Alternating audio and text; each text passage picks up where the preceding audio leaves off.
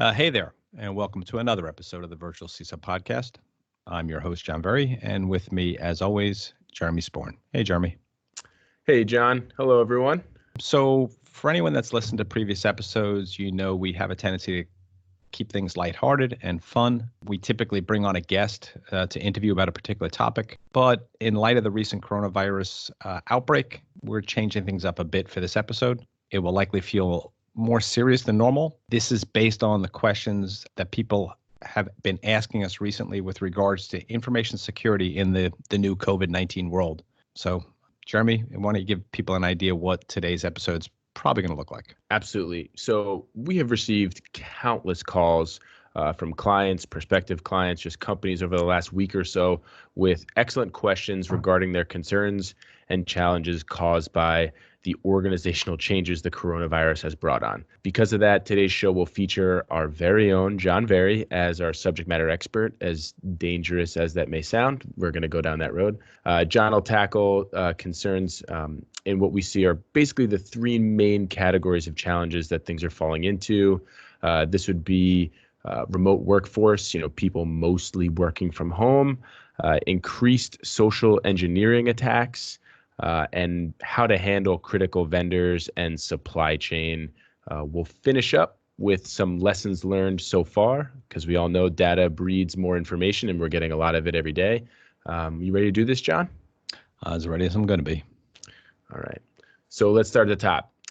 So what are you hearing that is concerning people about the working from home situation, and especially the transition from in-office to working from home? So most organizations at some level have some work from home capacity already. So as an example, one of our clients is a law firm, and many of the attorneys will have laptops. And the way that they secure things is they put digital certificates on these laptops, which uniquely identifies that laptop as belonging to that organization, which allows that firm to then allow allows them to provide secure remote access to these individuals. And they use two-factor authentication. So now the question becomes, in light of the fact that they're moving to a work from home for literally everyone in the firm, how do we give access to the rest of the staff? We haven't given them laptops. We only allow remote machines to connect in if they've got certificates. And on top of that, they also use a two-factor authentication. They're using Okta as a two-factor authentication scheme. So the question becomes okay, how do we provide a mechanism in a short, compressed time frame to be able to do that? So some of the things we talked about are some of the challenges, let's say, as an example, with home-based machines. So a home-based machine is a machine that's outside of our control. And how do we know if that machine has been appropriately secured? Or think about open Wi-Fi. So somebody's working from the airport or somebody's working from Starbucks, although you can't do that today. They just closed that today. But how do we know that the Wi-Fi is appropriately protected? Because if you've got an open Wi-Fi, non-encrypted Wi-Fi connection, non-WPA2 connection, then anything which is being sent across clear text is going to be something that somebody could theoretically eavesdrop on. Right? They can sniff that traffic, is typically referred to. And if you were authenticating to a system, or if sensitive information was being sent on that communication, you'd be able to see that. So how do you allow these individuals to work from home, but do it in a way which doesn't reduce your security posture? So some of the things we've been looking at, like with an example with that particular client, they have a firewall. It's a Cisco firewall that has some ability to do something with that we call NAC, or network access control. And what network access control is something which looks at the configuration of a machine prior to allowing it to connect to the network. So in light of the fact that they don't have the bandwidth or time to get these certificates out, you don't want to put certificates on home machines. That's what we're hoping is going to work. Where that might not work, or for another client that we've been talking about, where they don't have that ability to do NAC at the firewall, how do you ensure that someone's home-based machine is at least reasonably secure? So and for another client, what they're asking them to actually do is run their own, they're running a tool called Malwarebytes. You could use other tools. But what they're going to do is run a free version of Malwarebytes, which will look at the machine and determine whether or not there's a lot of crap on there and minimize the likelihood that a compromised machine is connecting to the network. Of course, they won't be able to run them centrally. They'll have to actually ask people that are not necessarily the most well-versed in IT to actually download these tools and run them, and then assert that they've actually run them. So it sounds like there's a lot of middle ground that you have to reach. There's a lot of compromise, especially when the time frames are tight. Yeah. I mean, look, we're not going to be able to work as absolutely remotely secure, work as secure in a remote manner as we are inside of an office. The question is, how can we maximize efficiency and productivity while minimizing the impact on security? Is there anything that organizations should look to do as the days and weeks progress? Because if this goes on for a long period of time, it's possible that this new normal could last, maybe months or longer. Well, if we get to that new normal, so it's an example law firm that I was referring to, they probably would issue laptops to a greater number of people. There's some other things which A, we need to be careful of, and B, we probably should account for. So another thing that you can do is reduce the amount of access that they actually have. So with a secure remote access, with a VPN or with using Citrix or Amazon Workspace or one of these remote tools, work from home tools, one of the things that we can do if you've got the right tool or the right type of tool is you can minimize the level of access that they have. So, if you've got a device which is allowing you to just expose a certain number of applications. So like Citrix as an example, it can publish applications, or you can do the same thing with an SSL VPN. What you're doing there is you're limiting their access to only those applications versus a conventional old school VPN is what we refer to as a layer 2 VPN, which means that you're connecting in and you're on the wire, and it's as if somebody walked in with a laptop and plugged it in into your office network. So that's a good thing to aspire to. Maybe right now you're willing to live with a little bit greater risk, but eventually we need to move down towards where we begin to choke that down and we restrict access to only those systems that we absolutely need them to have access to. So if you've got, again, in a law firm, maybe what we don't give them is full access into a system which houses a lot of client data, but you might give them access to a system that houses a billing data. Billing data is sensitive, but it's not nearly as sensitive as client matters. Absolutely. A couple other things I just want to point out that I saw something today on which concerns me. You know how we have talked about the Internet of Things, you and I at least, and we've got an episode coming on that. One of the things which is very interesting, as I saw someone talking about today, is that the malicious individuals are already thinking about ways to use those systems. So if you've got home cameras, if you've got baby monitors and things of that nature, they can be used by a malicious third party to pay attention to what's going on in your house. And a really fascinating, there's 2 websites you can look at, which are fascinating. One, to make sure that you're not one of the people. 2, just to give you an idea what the scope of the problem is. And one is called Shodan, SHODAN.org. And the other one is InsecCam, INSECAM.org. InsecCam is scary. You can log onto a website and look through thousands of people's unsecured video cameras. If one of those video cameras happens to be in your house or and it has sound enabled, somebody could be sitting on every meeting that you're actually having. That is terrifying. One other thing to kind of point out as well that we didn't cover yet is one of the challenges we're seeing is people are having, you don't usually architect the capacity of your VPN for everyone in your organization. Typically, it's architected to the maximum number of people you expect to be logged in at any one point in time.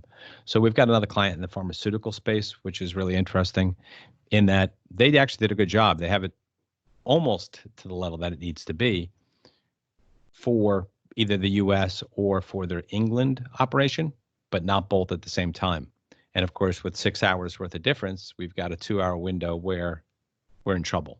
So it was actually interesting. We chose to move the U.S. office forward an hour or backwards an hour, whichever way you look at it, and move England in the opposite direction, which took that 2-hour period and made it disappear.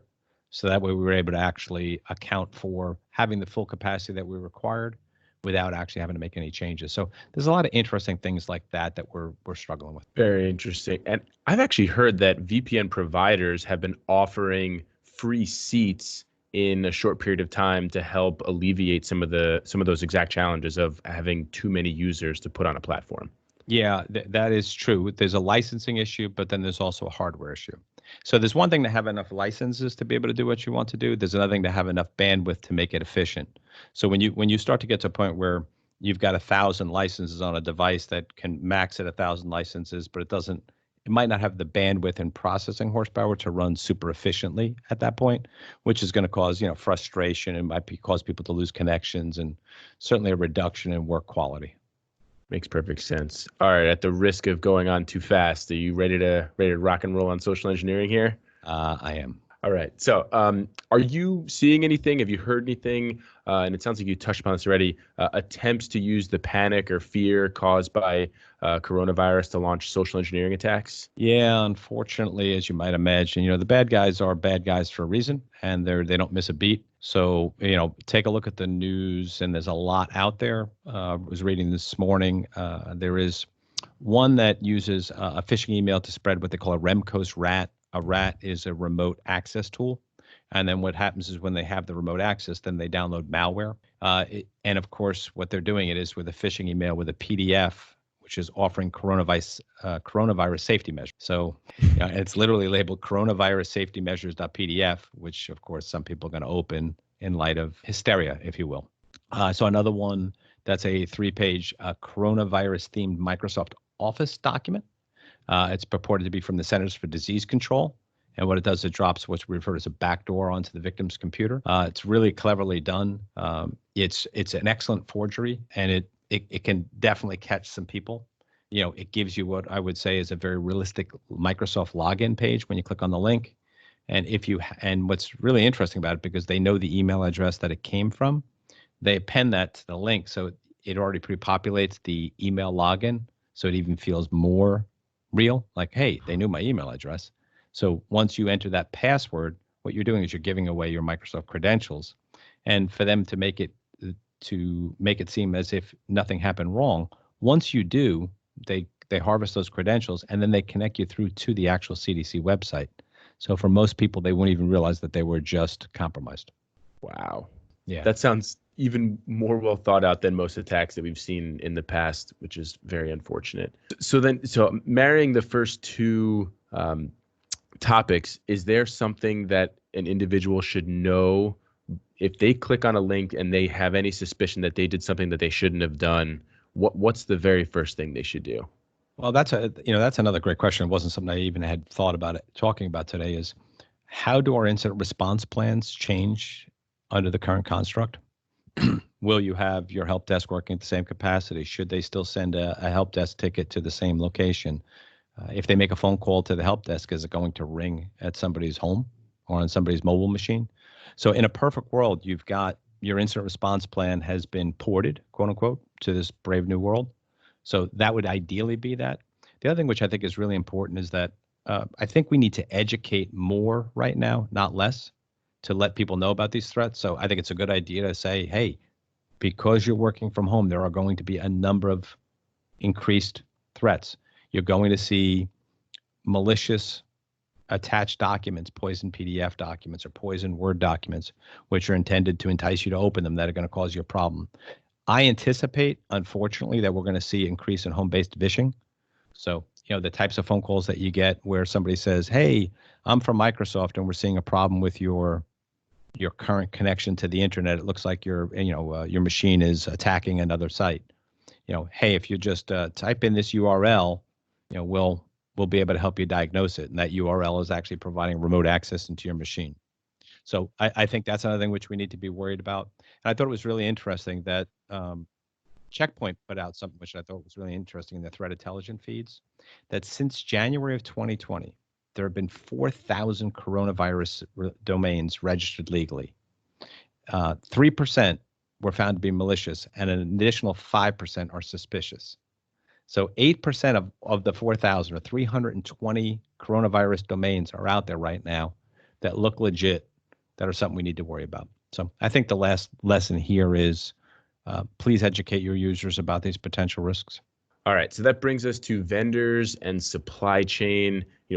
How do we handle these critical third-party vendors that may have half staff showing up to their facilities or have closed offices? And these are organizations that we rely on to run our business. So I think the first thing that you need to do is understand what critical third parties are you relying on, truly relying on. And, it's a matter of we don't have enough bandwidth to concentrate on everything. So concentrate on that which can hurt you worst. So, one of the questions would be, do you have alternative suppliers if they're not able to provide the product or services that you need? So we've got an IoT client that has a dependency on China for components for their devices. They literally have no alternatives. So at this point, they cannot manufacture anything until things get cleared up a little bit. We also work with a lot of small IT and managed security services providers. So think about it from your perspective. What percentage of the people listening to this probably use an IT service provider or managed security service provider? Many of those are small organizations, right? Typically, they're small, somewhere between 5 and 50 people. If they lose a key person or two, what impact might that have on you?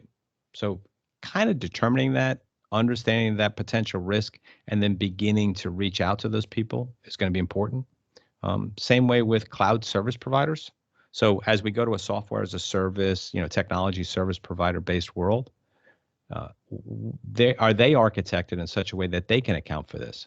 And one thing that's made me more nervous than I thought I would be this morning is that, today work from home became huge in Europe. And before we were up, Microsoft stumbled pretty badly. Their Teams platform was down for a couple of hours. So if Microsoft has some challenges to scaling, what's the likelihood that a smaller provider won't? Yep, it makes perfect sense. My wife is a New Jersey school teacher, and she had her first work from home day today, and she was trying to get lessons done last night, and Google was working at about a quarter speed as it usually did, and it was very concerning that she was actually going to be able to educate her students today. And if, like you said, if Microsoft is struggling, if Google is struggling, what can you expect from smaller providers? Right. So one of the things you can do is go through your list of vendors. And again, you're not going to look through hundreds of vendors. You're going to look through the dozen or so that might be super critical to you. And I think you need to ask some questions about how they're handling COVID. If they're working from home, what's the likelihood that that's going to reduce their security posture and the security of your data? So some of the questions you might reach out to them with is, does your company have a business continuity plan in light of COVID, excuse me, and ask them for a copy of it, or ask them to document what it is that they're doing, so that way you can look at that and say, does this present a risk to me? If they are closing offices, which offices are they closing, and when are they closing them, and will that have, are they the type of an organization that can actually function in a work from home? Because some organizations can't. If they are an organization that provides like staff aug or consultants or IT services, one of the questions would be, what limitations, or will you be able to continue to support us at the current level that you are in the event that we are in a work from home? If we're recording this in New Jersey today, New Jersey largely shut everything down today. New York has done the same thing. It could become a national issue. So if world organizations are going to work from home, will that impact you? If they're providing equipment or products, what's going to be the impact to delivery or availability of these products? If they can't manufacture them, or if they can't provide these products, you need to begin to think about, how is that going to impact me, and what are my alternatives? And last, and we talked about this briefly, if they are providing a cloud or a technology service provider or a communication service, can they scale to the capacity that we need for work from home? And if so, get an insight on some of the timelines and availabilities and what the potential impacts might be to you. No, it makes complete sense. I have a feeling people are going to be reviewing their SLAs very closely as time moves on. It's going to be very interesting. All right. Anything else before we jump into the lessons learned here? No, sir. All right. So let's talk about some of the topics you wanted to cover here. Jump right in right at the top. Sure. So, obviously, I think coming out of this, we're probably going to need to look a little bit more at IT and business continuity. Interesting that I think one of the things which is really intriguing to me about this whole pandemic is the pandemic tends to cross into two different areas that are interrelated, but I think there's some gap as well with, and that is both, business continuity and vendor or third-party risk management. So I think we're going to need to both revisit our IT and business continuity plans. And from that perspective, did we account for pandemics in the way that we actually need to? This is the first time that we've ever dealt with this. And again, also a stronger consideration within the business continuity plan of potential third-party impacts. And to that extent, then at the same time, let's revisit our third-party risk management, or vendor risk management, if you will. And again, stronger consideration, where can we be hurt? And what additional security due diligence needs to be done? We have not necessarily been strong as an industry in ensuring that our third parties have IT business continuity. Right, that'd be one area that we're going to look. You could look for something like ISO 22301 or SOC 2 Availability Principle. The second thing, of course, is I think we probably need to do a little bit deeper of a dive into what I'll call fourth party. Third party, which speaks to supply chain risk. And there's some interesting issues there. As an example, when you go into a more advanced third-party risk management program, they'll ensure that they've got alternative suppliers, let's say also with geographic disparity, which might not be something that you typically think about. Very interesting. Yeah. All right. To that end, a really interesting thing I heard on a podcast yesterday. 85% of the world's saline bags are made in one place in Puerto Rico. It's insane. I listened to the same thing, and it's amazing that as a people, as a species, we've allowed that to happen. Yeah. Same podcast. 629,000 people in the United States currently are reliant on drugs for survival that are only produced in China. So, yeah, we got to start looking at things a little bit differently and a little bit better. So that would be the last of the lessons learned from my perspective. Awesome. Well, John, thank you for your time. Thank you for your insights. If anyone has any further questions, what's the best way they can reach you? Of course, through our Twitter account or john.verry@pivotpointsecurity.com or info@pivotpointsecurity.com, whatever's going to make it easiest for them. Awesome. Thanks for the time today, John. You got it, Jeremy. Stay safe. You too.